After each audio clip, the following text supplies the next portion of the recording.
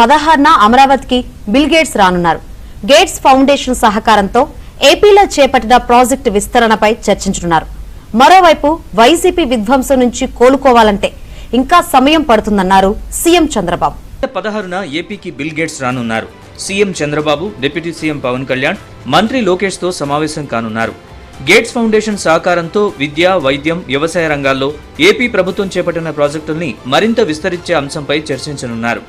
తొలుత ఏపీ సచివాలయానికి bill gates వెళ్లనున్నారు. RTGS కేంద్రానికి వెళ్లి పాలనలో టెక్నాలజీ వినియోగాన్ని బిల్ గేట్స్ పరిశీలించనున్నారు. రియల్ టైం గవర్నెన్స్ విధానాలు, ఫలితాల్ని బిల్ గేట్స్ కు సీఎం చంద్రబాబు వివరించనున్నారు. ఆ తర్వాత బిల్ గేట్స్ బృందంతో సీఎం చంద్రబాబు, మంత్రులు సమావేశం కానున్నారు.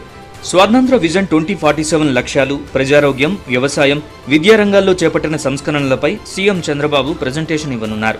అలాగే గేట్స్ ఫౌండేషన్ సహకారంతో నడుస్తున్న సంజీవని ప్రాజెక్టు గురించి వివరించనున్నారు. ఆ తర్వాత అమరావతిలో ఉండవల్లి గ్రామం దగ్గర వ్యవసాయ క్షేత్రానికి వెళ్లనుంది బిల్ గేట్స్ బృందం.